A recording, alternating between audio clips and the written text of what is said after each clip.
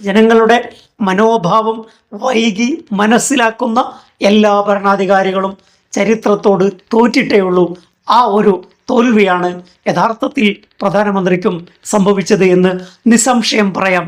1978 ഇറാനിൽ വിപ്ലവങ്ങൾ ആരംഭിക്കുന്നത്. അവിടെ ഭരണകൂടത്തിനെതിരെയുള്ള പ്രതിഷേധങ്ങൾ അഗ്നിപർവ്വതമായി പൊട്ടിപ്പുറപ്പെടുകയായിരുന്നു. ഷാ ഭരണകൂടത്തിനെതിരെയുള്ള വികാരം ജനങ്ങളിൽ അതിശക്തമായിരുന്നു. ആ ജനങ്ങളുടെ അസന്തുഷ്ടി ദിനം പ്രതി വർദ്ധിച്ചു വന്നു. ഷാ മുഹമ്മദ് റസ പഹ്ലവി രാജ്യത്തെ അഭിസംബോധന ചെയ്തു. ആ പ്രസംഗത്തിൽ അദ്ദേഹം രാജ്യത്ത് അഴിമതിയുണ്ടെന്ന് അംഗീകരിച്ചു. അതോടൊപ്പം പരിഷ്കാരങ്ങൾ വാഗ്ദാനം ചെയ്തു.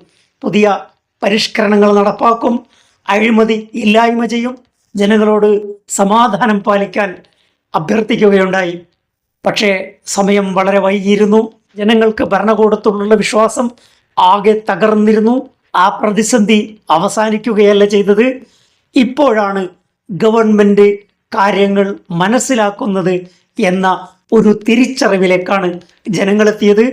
ഞങ്ങൾ നേരത്തെ പറഞ്ഞ കാര്യങ്ങൾ ഇപ്പോഴാണ് ഗവൺമെൻറ് തിരിച്ചറിഞ്ഞത് എന്ന ഭരണകൂടത്തിൻ്റെ വൈകിയുദിച്ച വിവേകം ജനങ്ങൾ അംഗീകരിച്ചില്ല, സ്വീകരിച്ചില്ല.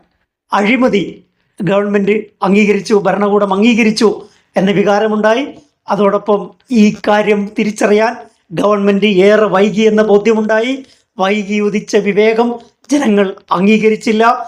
പ്രതിസന്ധി കൂടുതൽ രൂക്ഷമാക്കുകയാണ് ആ പ്രസംഗം കൊണ്ടുണ്ടായത്. ഒരു ഫലവും അതുകൊണ്ടുണ്ടായില്ല. അടുത്ത ഏതാനും മാസങ്ങൾക്കകം ഷാ പഹ്ലവി രാജ്യം വിടുകയാണ് ഉണ്ടായത്. 1979 ഇറാനിൽ ഇസ്ലാമിക് വിപ്ലവം നടന്നു. പുതിയ ഭരണകൂടമുണ്ടായി.